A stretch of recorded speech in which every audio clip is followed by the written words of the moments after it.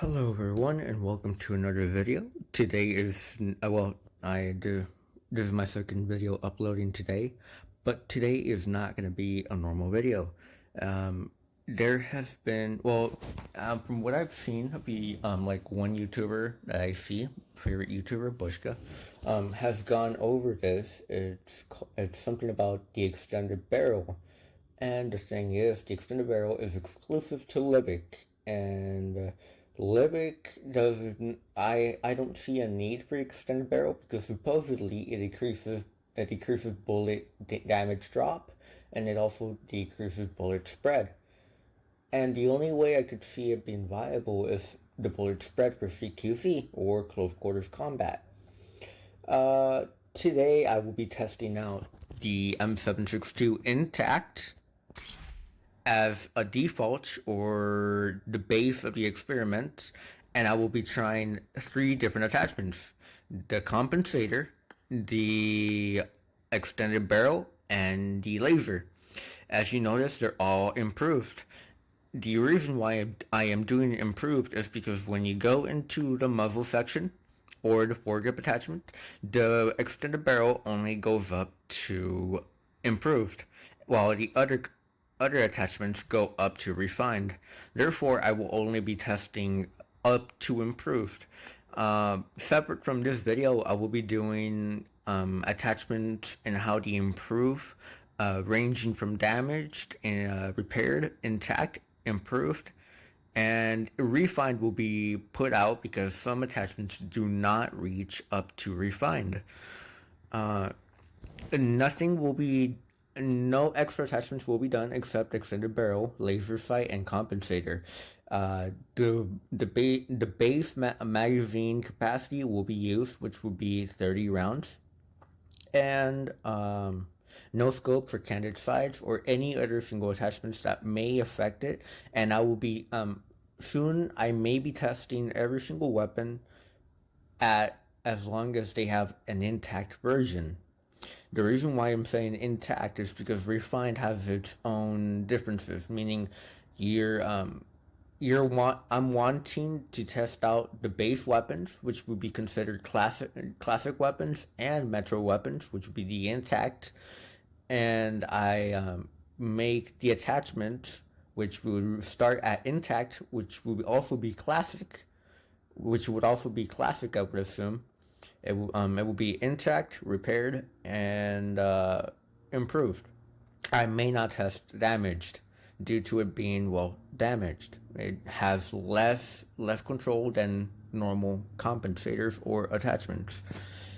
Other than that, let's get to it. And how it will go is how I explain.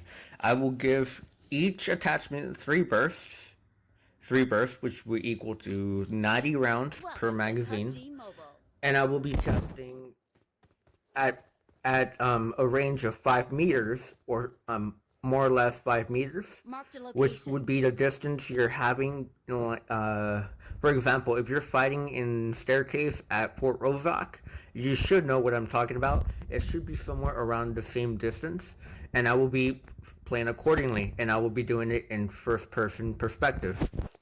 Now, I, the first test will be with the laser, then the compensator, then it will go on to be the extended barrel. And I will also test out the laser with the extended barrel to see if it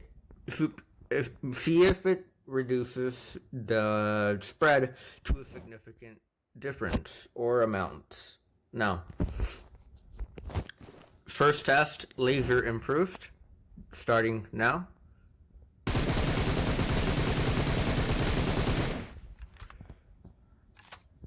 As you can see, there's the first burst.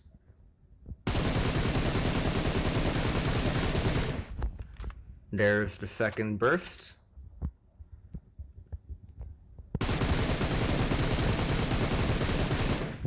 There's the third burst. As you can see, there is some tight grouping, but not very noticeable. Then I will be doing the compensator. Put this in my lockbox.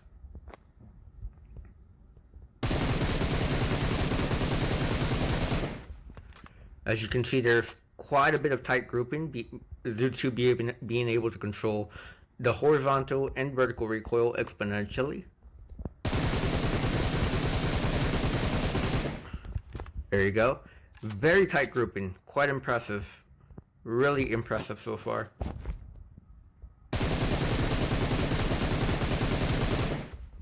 There's another tight grouping. As you can see, some bursts may vary due to the recoil being different at times. Not every single recoil pattern will be the same, and not all of them will be consistent. Now, on to the last test with single attachments, extended barrel.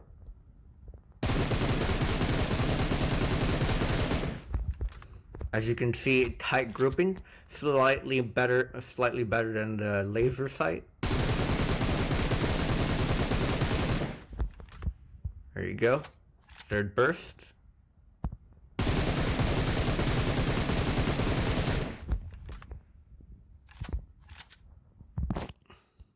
There you go. Now I'll be testing the extended barrel with the laser sight and see how this goes.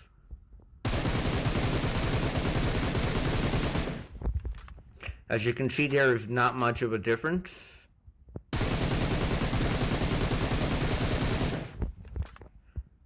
I am starting to believe that maybe the way to go would be with compensator and laser sight. As you can see, the extended barrel and the laser sight combined supposedly are supposed to reduce the spread by around, let's say, 24 and 32, which should be around 51-52%.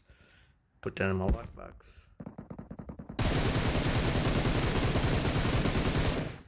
I hear enemy gunshots, so I should hurry up.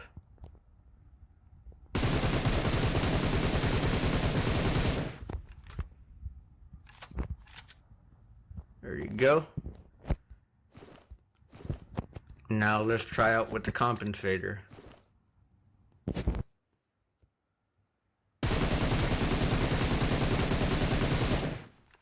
Ooh, very tight grouping, very tight.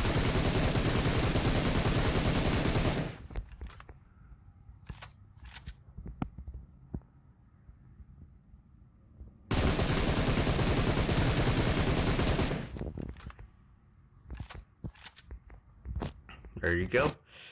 I believe I am done. I will be exiting the match. I'll drop the ammo right here. And one more burst, which would be for without attachments.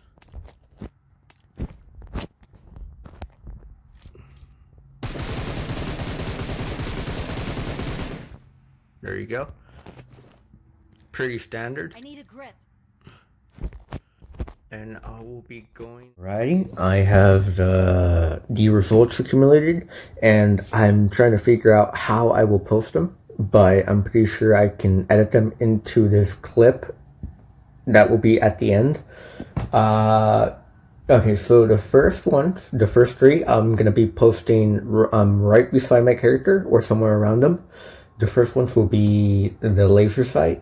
As you can see, not much of a difference. It's not gonna be too much whenever you're running around strafing and all that stuff.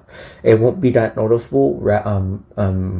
Differentiating from without attachments, it won't be much of a difference. So I wouldn't recommend it running it with any. I wouldn't recommend it running it at all. You know. Now, the second one will be the compensator. The compensator is a must on almost every weapon, especially the 7.62 type weapons. They have quite a kick. They do kick quite a bit. So you're always gonna run the compensator on it unless you're pretty good with it and you're running a suppressor or a flash hider. The extended barrel, as you can see, it in my opinion, it has slightly, ever so slightly better spread control. As it says in in the description, it reduces it by 32%, and the laser reduces it by 24%. So it should be possible to notice a slightly better grouping than the laser. Now, the two tests that I took, which were the compensator and the laser, and the extended barrel and the laser, depending on what your play style is. If you're using an extended barrel and CQC, I am guessing you are going to be doing a lot of CQC battles. You're not going to be shooting from long range. You're not wanting to control your recoil. You're wanting to have that tight spread that can help you get much more headshots, much more consistently, and get your bullets onto that person as much as possible. Now, if you're doing, in my opinion, as I was running the tests, the compensator and the laser sight works very well, as you could see in the groupings.